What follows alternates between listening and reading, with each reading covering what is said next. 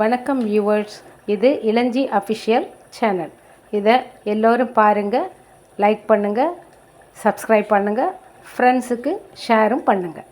இன்றைக்கி இந்த வீடியோவில் நம்ம என்ன பார்க்க போகிறோன்னா, சளி பிடிச்சிருந்து த்ரோட் இன்ஃபெக்ஷன் ஆகி ஃபீவரிஷாக இருக்கிற மக்களுக்கு வாய்க்கு கொஞ்சம் வக்கனையாக ஒரு பொரிச்ச குழம்பு வச்சா நல்லாயிருக்கும், அதே சமயத்தில் சளியை குறைக்கவும் பண்ணும் அப்படிங்கிறதுக்காக ஒரு பொரிச்ச குழம்பு ரெசிபி தான் இப்போ நம்ம பார்க்க போகிறோம். அதுக்கு கொஞ்சம் தேவையான பொருட்கள்னு எடுத்துக்கிட்டிங்கன்னா, நல்ல மிளகு, குறுமிளகு கொஞ்சம் கொத்தமல்லி, வரக்கொத்தமல்லி, அந்த வரக்கொத்தமல்லியோட இவ்வளோ பெருசுக்கு சின்னதாக ஒரு சுக்கு, கொஞ்சம் சீரகம், வர மிளகா, நம்ம வழக்கமாக பயன்படுத்துகிற குழம்பு பொடி, உப்பு, மஞ்சத்தூள், தேவையான அளவுக்கு பூண்டு, ஒரு 3 அல்லது 4 சின்ன வெங்காயம், ஒரு அரை நெல்லிக்காய் அளவுக்கு புளியை ஊற போட்டுக்கோங்க.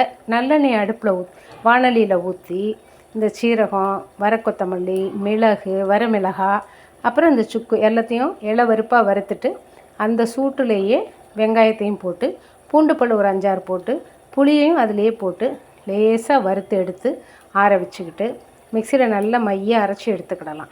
எடுத்துட்டு அடுப்பில் அதே வாணலியில் நல்லெண்ணெய் விட்டு கொஞ்சம் வெந்தயம், கருவிடாமல் இருந்தால் அந்த கருவிடாம் கொஞ்சம் போட்டு, கருவேப்பிலை போட்டு தாளித்து நம்ம அரைச்சி வச்சுருக்க விழுதில் கொஞ்சம் தண்ணி கலந்து விட்டு நல்லா கொதிக்க விடலாம். அந்த குழம்பு பொடி கொஞ்சம் ஆட் பண்ணி மஞ்சத்தூளும் உப்பும் போட்டு நல்லா கொதிக்க விட்டு, அந்த பதம் இந்த மாதிரி நல்லா கொதித்து வரும்.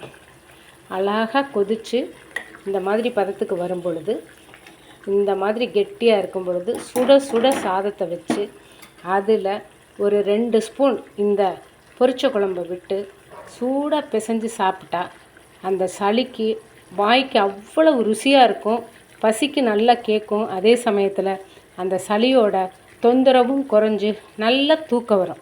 இந்த வீடியோ உங்களுக்கு பிடிச்சிருக்குன்னு நம்புகிற நேயர்களே, அவசியம் சப்ஸ்கிரைப் பண்ணுங்கள். தேங்க்யூ.